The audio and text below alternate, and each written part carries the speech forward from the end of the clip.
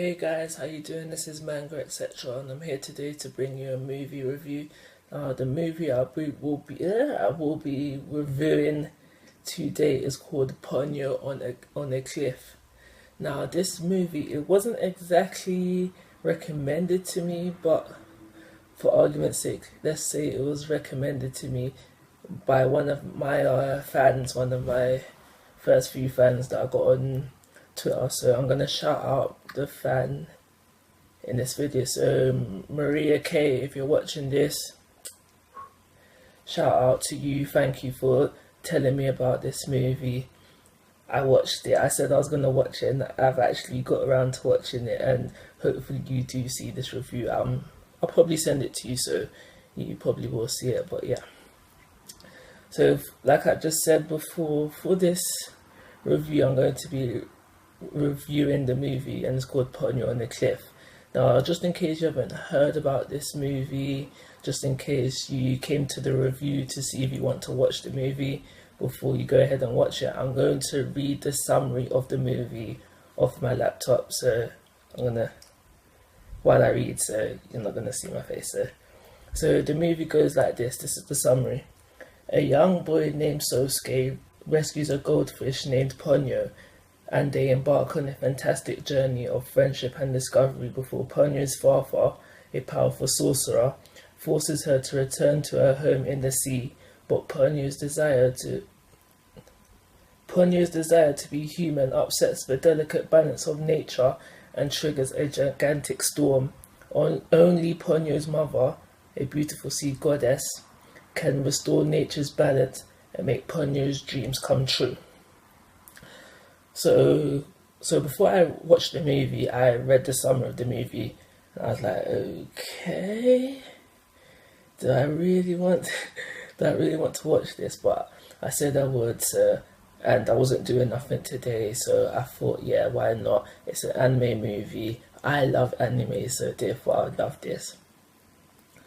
So I watched it now, and I'm not going to go through the whole movie and talk about it, because that's just long. The movie is just under 2 hours long, so I'm not going to talk about the whole movie, but I am going to talk about the main characters, what I did like, and if it was something that I didn't like, I'll also speak about that as well. So the characters that I will be talking about in this review are Ponyo, Sosuke's mother, Lisa, and Ponyo's dad. I can't remember his name off the top of my head, but okay, I'm going to start with Ponyo. So we know Ponyo is a goldfish, but to me she doesn't even look like a goldfish. For me, yeah, she doesn't even look like a goldfish. She's coloured red, and yeah, she just does nothing. There's nothing about her that screams goldfish to me, but it's stated in the movie that she is a goldfish, and she also has magical powers. Once she licks Sosuke's blood, she therefore starts to become human. But this change doesn't happen straight away. This happens a little later on in the movie, once Ponyo's dad recaptures her and takes her back under the sea. She starts to become human, and she's got in essence, Ponyo is a Zoan type from One Piece. If you're a One Piece fan, Ponyo is a Zoan type because she actually does have 3 forms.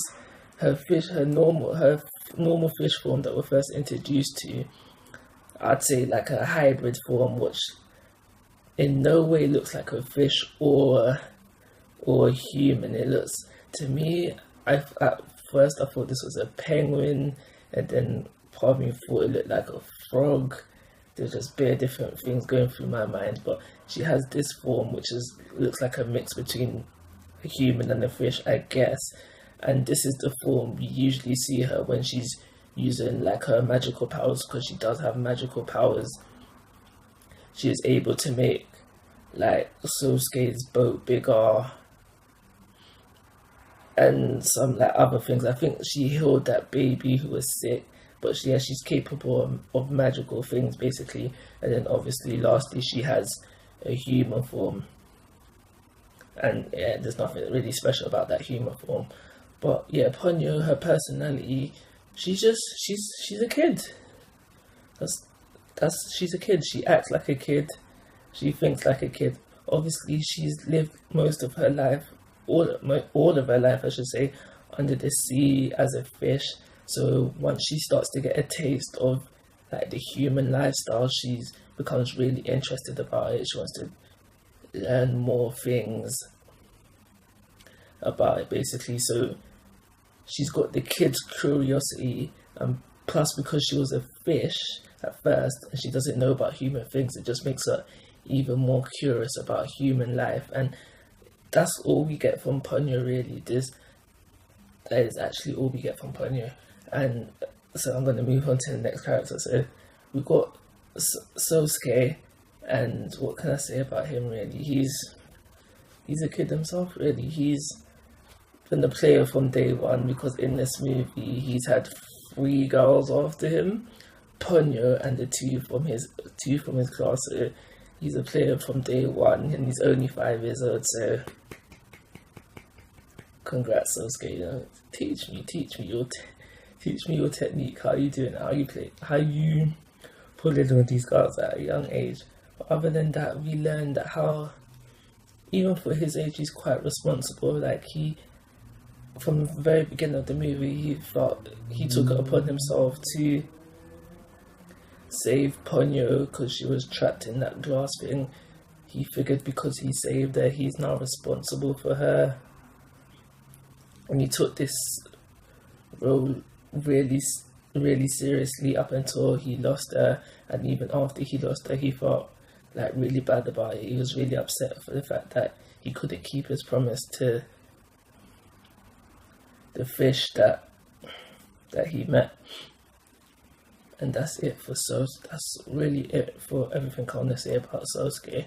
So I'm going to move on to Lisa. Lisa is Sosuke's mom. Now, Lisa is a really bad mom. She is a really, really bad mom.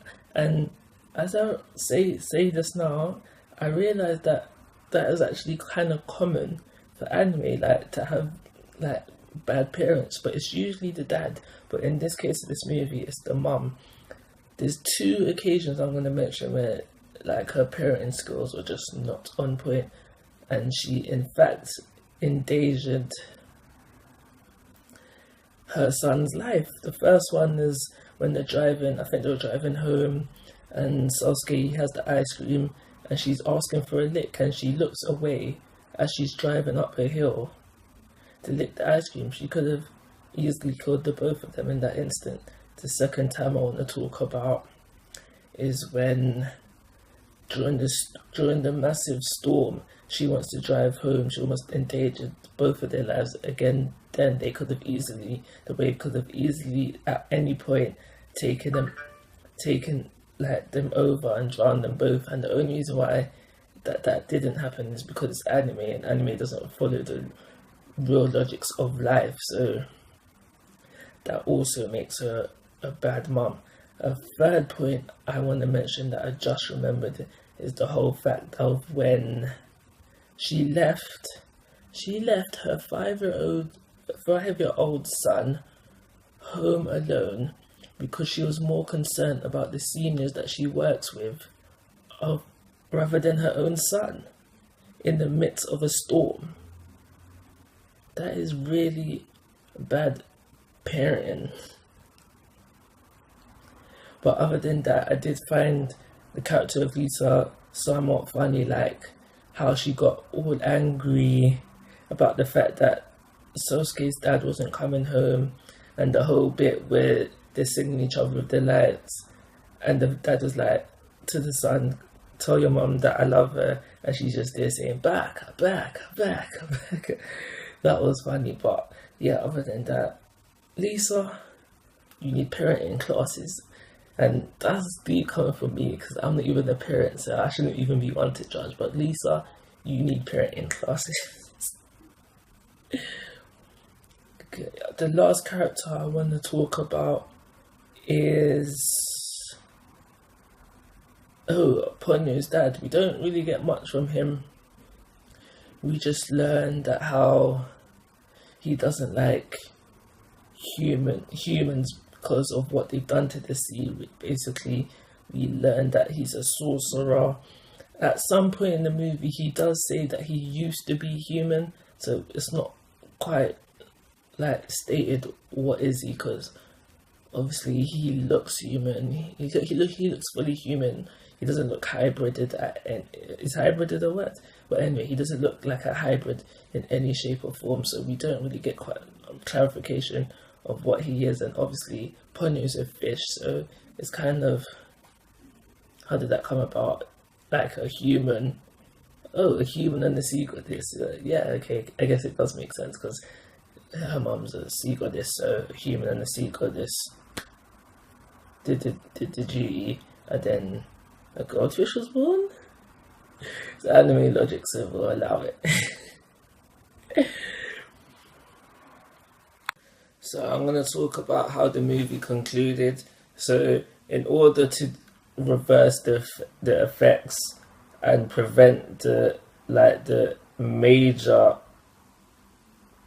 most serious side of the impacts of this gigantic storm, which is caused by Ponyo being out of the sea, Ponyo's mum says that how if they turn Ponyo completely human, like everything could go back to normal, but she is not willing to do this, and she's not willing to do this unless she tests Sosuke, and this test is to just prove, for Sosuke to prove that he'll always be there for Ponyo, like if she was to become human. And yeah, so obviously Sosuke, he passes this test, so therefore Ponyo's mom turns her human. In essence, to me, this is quite deep, because to me, what I've got from this movie, from this conclusion, from this ending, is that Ponyo's mom and dad, and also Sosuke's mum, have signed Ponyo and Sosuke up for an arranged marriage. This is what I got from that, and it's true and it's also more deep, because they're only 5 years old. Like at the age of 5, Sosuke has, in essence, given his life to Ponyo. And we don't get an age for Ponyo, but she's described to be the same age as Sosuke, so an arranged marriage at 5, that's quite deep, like, and even though Sosuke does promise to the mum to always be there for her, he's only 5 years old. Like, a lot can change over the next couple of years. He might not want to look after, like, be with her, be friends. Like, at the age of 5, I'm sure you go through a lot of best friends, so there's a lot of things that could happen between them two in the years to come. So really. And the test wasn't even that hard. All the test was Sosuke had to choose between believing, because what basically happens is the dad appears and he's like to Sosuke to come with me, and then on the other side like not too far away, we have one of the seniors from the senior center that Lisa works at, and she's also there saying, no, Sasuke, don't believe him, come to me. So in essence, Sosuke had to pick between choosing between someone that he knows he's more familiar with, or picking someone that he's only heard bad things about, and he knows that Ponyo is not really fond of her dad. So that was his choice. Like, it wasn't a hard choice, and even in the movie itself, he didn't falter. He went straight towards the senior that he knew from from however long back. So like, yeah, this test wasn't hard at all. To me, it wasn't even a test. I think it should have been a harder test, something more serious. Like, so my final thoughts. The movie was good. I do feel that the movie could have been a bit better, maybe a bit more realistic if the main characters were older. I also think that how, like, the movie itself, like, it wasn't like a roller coaster movie. It didn't get me going up and down, up and down, up and down. Like, there was no excitement for the movie for me. It was just on a straight line, just like everything just happened on a straight line, really. Like, it didn't build my emotions in any ways, and for that reason I'm going to give it a 2-star rating. Now, for my movie reviews, the number of stars will be representative of how much I think the movie is worth watching. Yes, I've watched this movie the one time, and yes, I did think it's good, but I'll probably never watch it again, if I'm honest. And yeah, that's it for me, guys. So like always, I'm asking for your thoughts and opinions. If you haven't already, please subscribe to my YouTube channels. There'll be more movie reviews. I'm going to try and get them in at least one movie a month, but we'll see how that goes. And most importantly,